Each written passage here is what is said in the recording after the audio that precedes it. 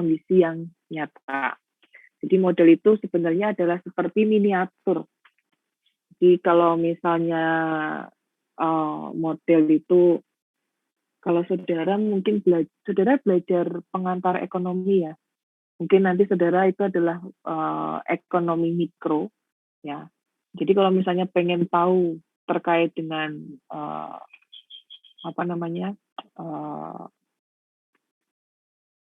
ekonomi di Indonesia itu harus seperti apa, itu akan dibahas di dalam mata kuliah pengantar ekonomi. Ada ya pengantar ekonomi ya?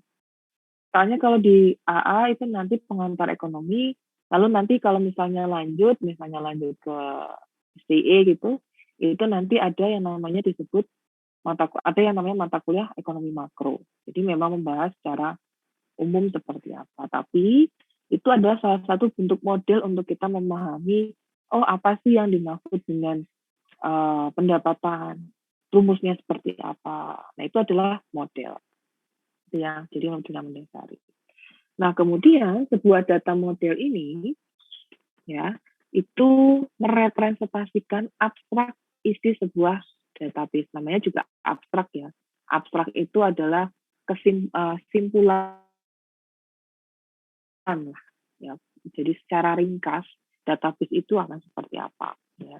Jadi nggak kalau isian lengkap ya detailnya nanti seperti apa. Tapi kalau abstrak itu gambaran umumnya seperti apa.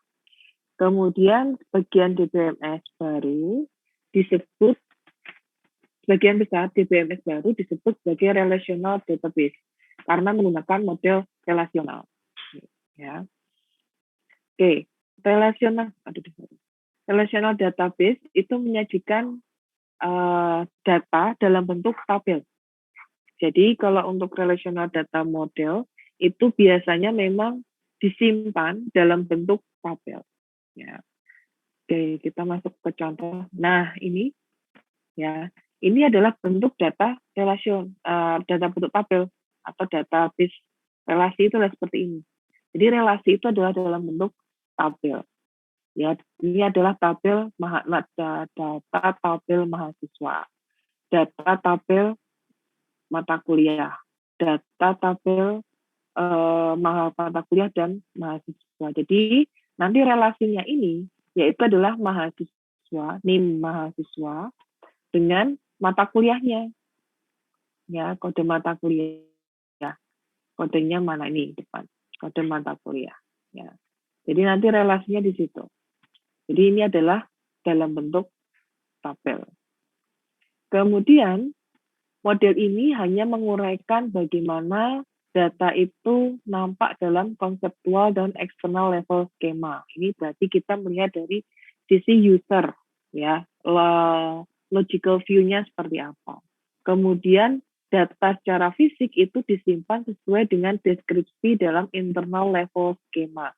Nah ini berarti sesuai dengan pendekatan physical view, di mana pemrogram itu akan menyimpan data secara fisik itu seperti apa dalam bentuk angka kah atau dalam bentuk karakter kah, itu adalah physical view ya.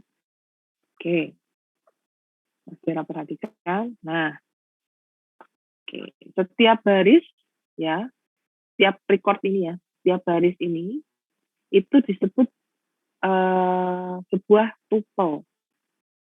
Tuple itu sebenarnya bersama dengan record, ya, bersama dengan record. Tapi kalau orang pemrograman atau yang istilahnya sudah biasa dalam membuat program seperti ini, itu mengenalnya tuple. Tuple itu dari bahasa couple. Tapi entah bagaimana sejarahnya menjadi tuple. Gitu ya. Itu yang tahu orang-orang pemrograman.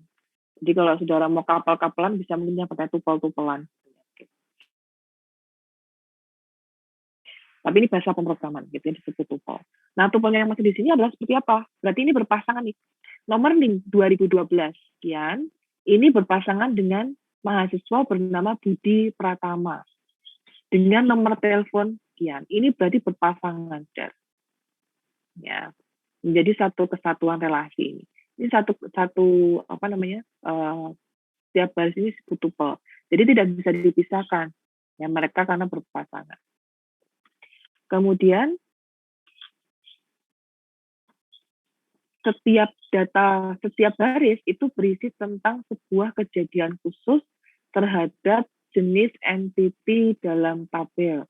Nah, di sini entity di sini itu adalah tabel mahasiswa, ya.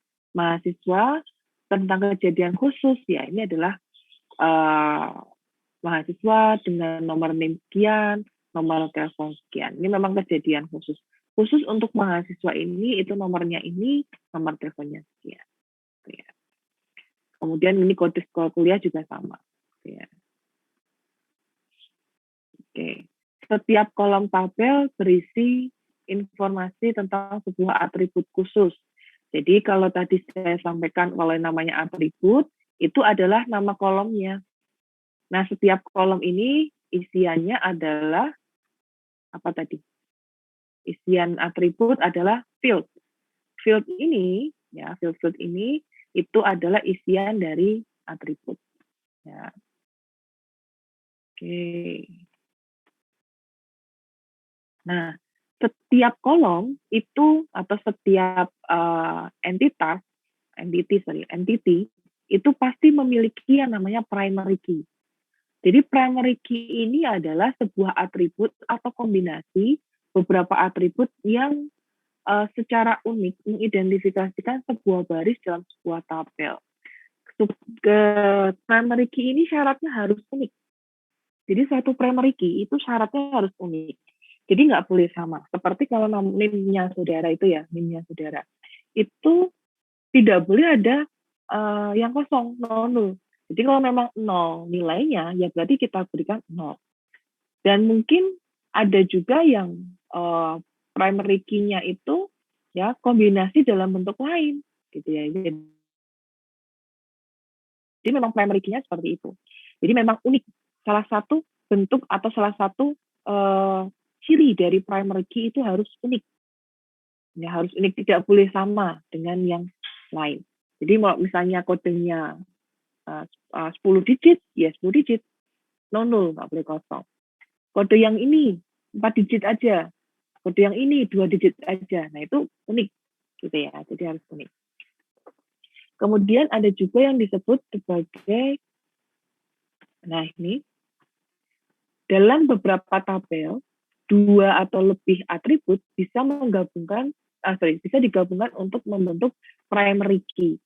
Ya, ini tabel NIM ya dengan kode mata kuliah akan membentuk primary key yang baru, yaitu adalah NIM dan kode.